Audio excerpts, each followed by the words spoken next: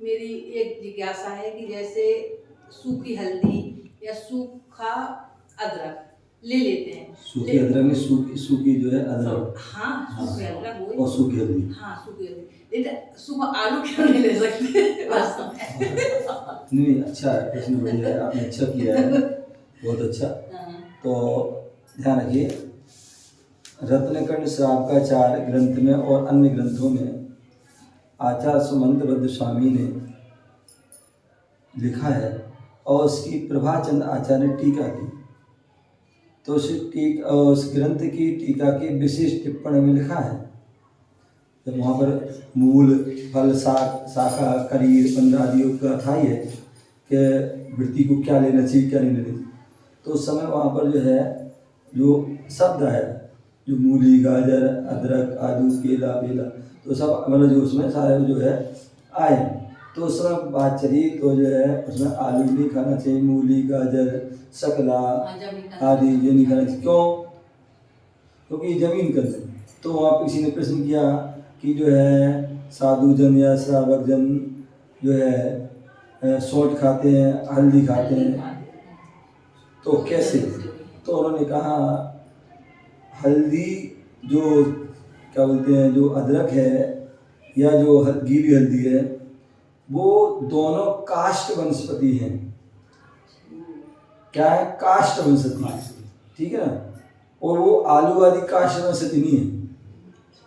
हल्दी को सुखाते हो सूख जाती है, अदरक सुखाओगे सूख जाएगी, आलू को सुखाओगे सड़ जाएंगे, केला सुखा जो क्या नाम प्याज मूली गाजर शकला इनको सुखाओगे सड़ जाएंगे, कीड़े पड़ जाएंगे, समझ गए ना।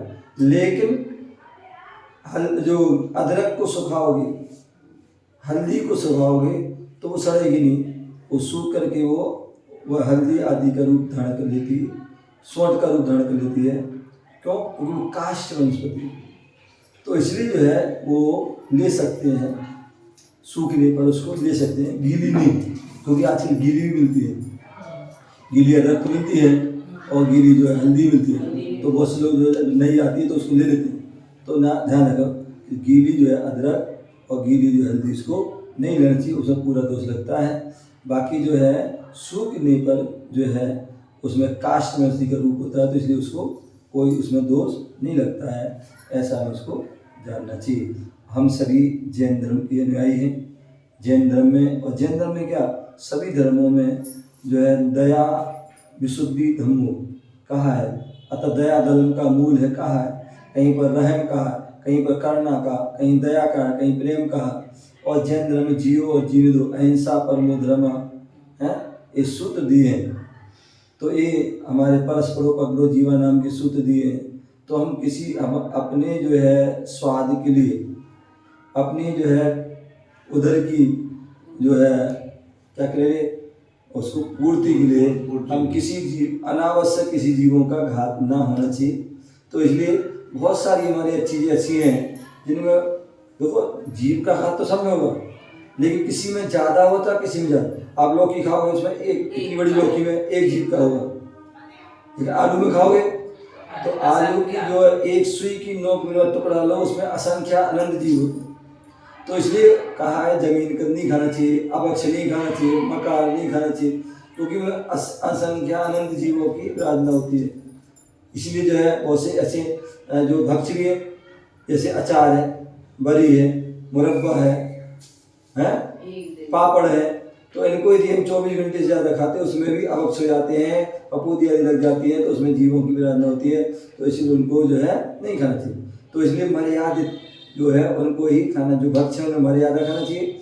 बाकी जो अभक्ष हैं या जो मकार हैं या जमीन करने इनको हमें नहीं खाना। क्यों? क्योंकि हम दया से संपन्न है, हम दया जिसमें जो धर्म का ऐसे उसमें धर्म में जन्म लिया।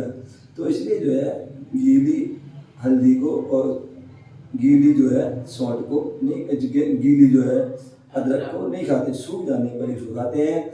आलू आदि सूखोगे तो जो है सड़ जाएंगे, उसमें जीव और उत्पन्न हो जाएंगे, तो इसलिए उनको नहीं खाना चाहिए, ऐसा वहाँ पर निषेध है, ऐसा हमें जानना चाहिए। महाराज जी अपन घी खा पूरी इंसान त्याग